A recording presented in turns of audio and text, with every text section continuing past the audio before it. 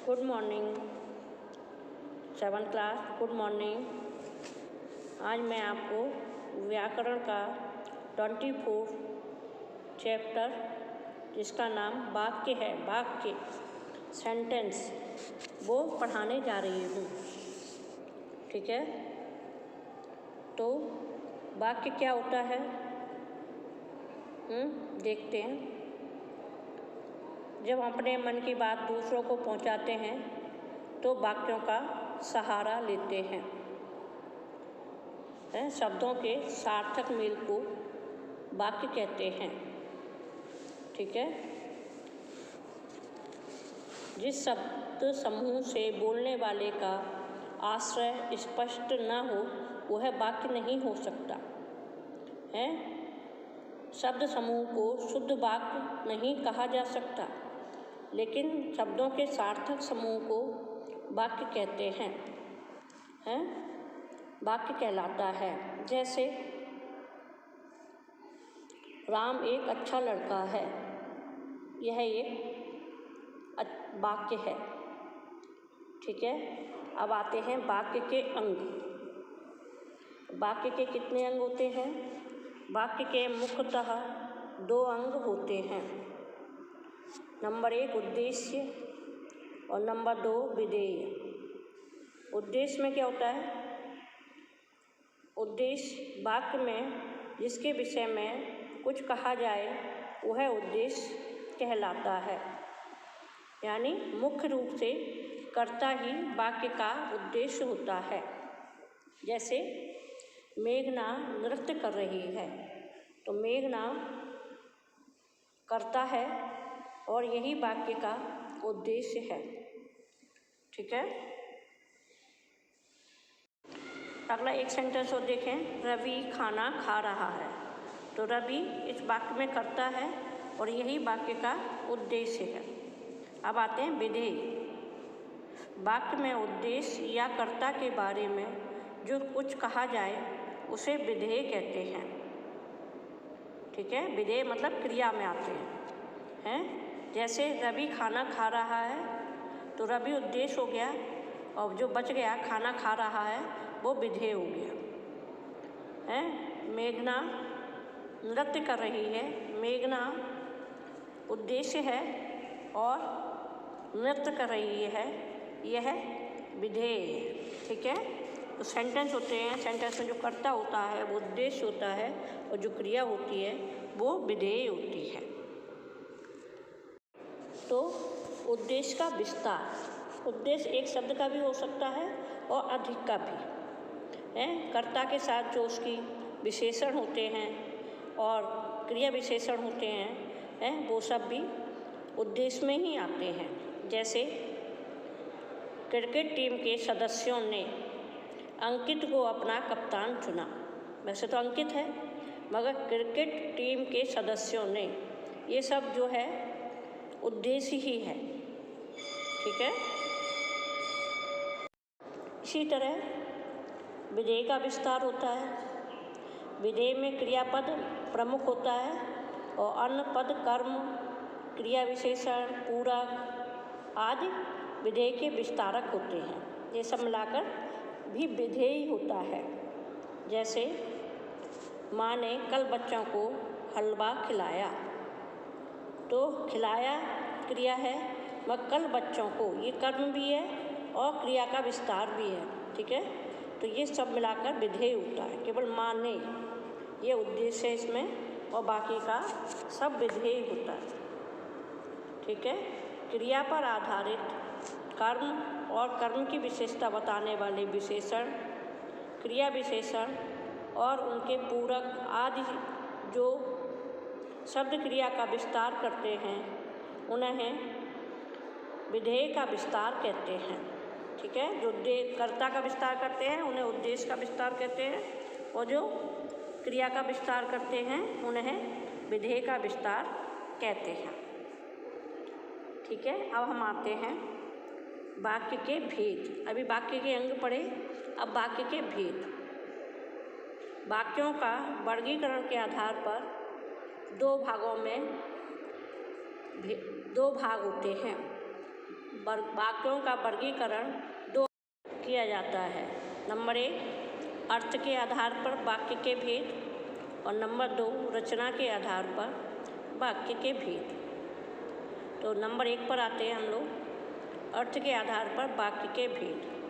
अर्थ के आधार पर वाक्य के 8 भेद होते हैं। विधानवाचक, निषेधवाचक, प्रश्नवाचक, आज्ञावाचक, इच्छावाचक, संदेहवाचक, संकेतवाचक और विस्मयवाचक। ये 8 होते हैं।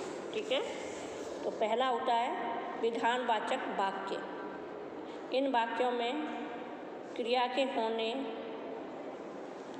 या करने का सामान्य ज्ञान हो, उन्हें विधेयवाचक वाक्य कहते हैं और इनसे जानकारी भी मिलती है। विधानवाचक वाक्य में किसी व्यक्ति या वस्तु की जानकारी दी जाती है। जैसे दिल्ली भारत की राजधानी है, ये हमें जानकारी मिल रही है ना, है। या कोई व्यक्ति के बारे में, जैसे विवेक के पिता इंजीनियर हैं, ये भी जानकारी है। तो ये जो वाक्य होते हैं वो विधानवाचक वाक्य कहलाते हैं। नंबर 2 निषेधवाचक वाक्य। निषेधवाचक का मतलब होता है नहीं। जिन वाक्यों से काम न होने का बोध हो, उन्हें निषेधवाचक वाक्य कहते हैं। जैसे अमन खाना नहीं खा रहा है, तो अमन खाना नहीं खा रहा, तो नहीं है, इसलिए निषेधवाचक वाक्य। उसे मत जाने दो, मत का मतलब भी नहीं है, उसे नहीं जाने दो है या मत जाने दो। ये शब्द जो आते हैं ये निषेधवाचक वाक्य के होते हैं। अगला है प्रश्नवाचक वाक्य।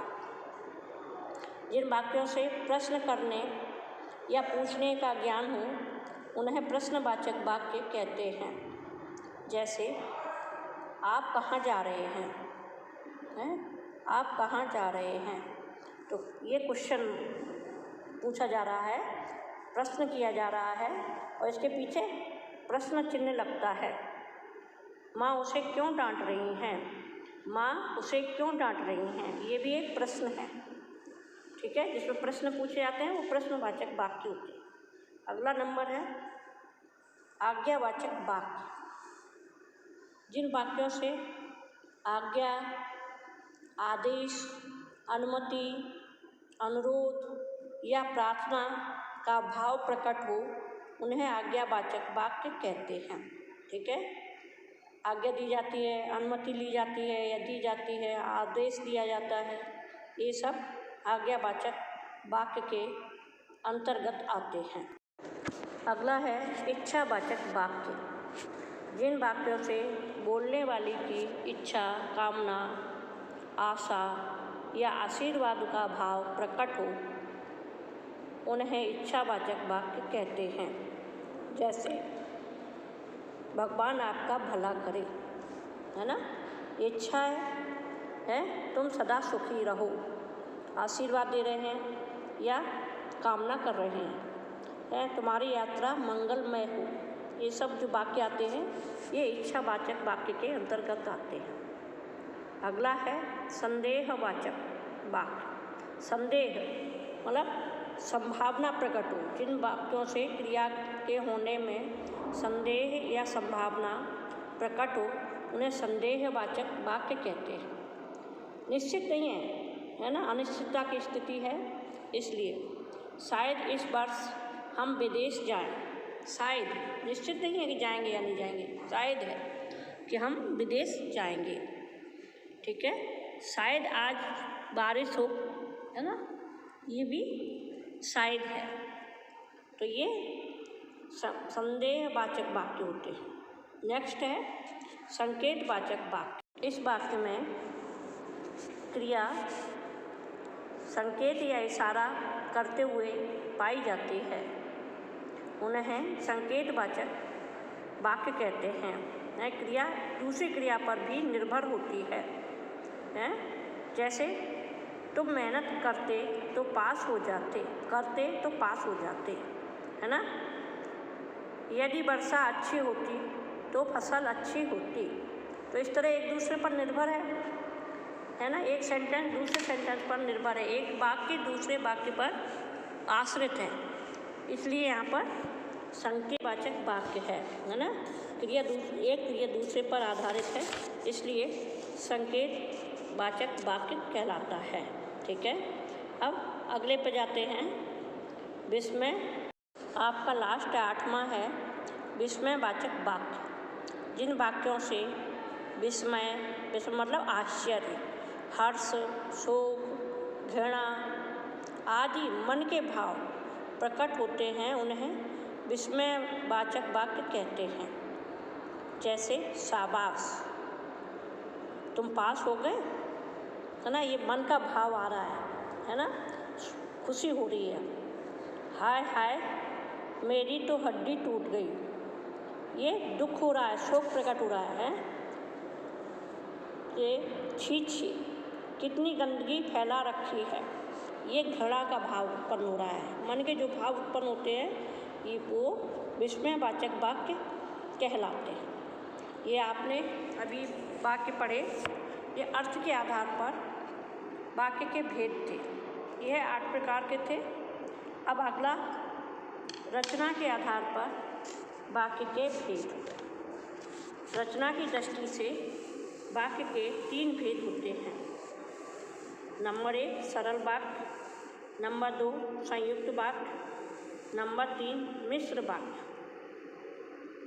ठीक है, तो पहले पे आते हैं सरल वाक्य। जिन वाक्यों में एक उद्देश्य और एक ही विधेय अर्थात क्रिया हो, उन्हें सरल वाक्य या साधारण वाक्य कहते हैं। जैसे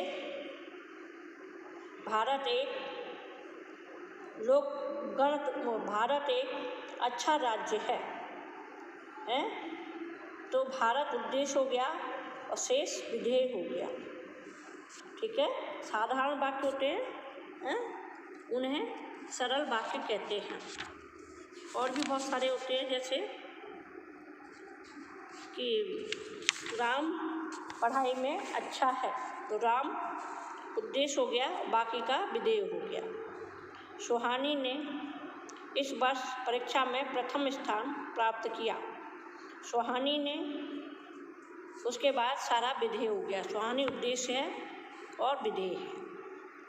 ठीक है, तो साधारण वाक्य होते हैं, ऐसा मतलब नहीं है कि छोटे छोटे हों, बड़े भी होते हैं ये, मगर सरल होते हैं। दूसरा नंबर आता है संयुक्त वाक्य। संयुक्त वाक्य में जिन वाक्यों में 2 या 2 से अधिक साधारण वाक्य समुच्चयबोधक अव्ययों क्योंकि, इसलिए, और, अथवा, ताकि, कि, किंतु, परंतु, बल्कि आदि के द्वारा जोड़े जाते हैं, उन्हें संयुक्त वाक्य कहते हैं। जैसे 2 वाक्य हैं या 2 शब्द हैं, उनको जोड़ने का जो काम करते हैं शब्द, उन्हें संयुक्त वाक्य कहते हैं। जैसे सूर्योदय हुआ और पक्षी चहचहाने लगे, मतलब सूरज निकल आया और पक्षी चहचहा, और तो ये संयुक्त वाक्य 2 वाक्यों को जोड़ रहा है। इसलिए माँ थक गई थी, इसलिए आते ही सो गई, है ना। माँ थक गई थी, तो आगे पूरा नहीं हुआ ये सेंटेंस, आगे जोड़ रहे हैं, इसलिए आते ही सो गई। ये सब वाक्य हैं, ये शब्द हैं, इन शब्दों पर ज़रा ध्यान दें। इन शब्दों के द्वारा वाक्य को जोड़ा। ठीक है, तो इनमें ये शब्द आते हैं क्योंकि, इसलिए, और, तथा, एवं, अथवा, ताकि, कि, किंतु, परंतु, लेकिन, है ना, बल्कि आदि शब्द आते हैं। अब अगला आता है 3rd नंबर मिश्र वाक्य। जिन वाक्यों में एक मुख्य या प्रधान उपवाक्य हो और अन्य गौड़ या आश्रित उपवाक्य हों, उन्हें मिश्र वाक्य कहते हैं। जैसे एक तो मुख्य वाक्य होगा, और बाकी के गौड़ होंगे, उस पर आश्रित होंगे, है ना, उसी वाक्य पर आश्रित होंगे। जैसे मैडम ने कहा है, ये मुख्य वाक्य हो गया, कि विद्यालय कल बंद रहेगा।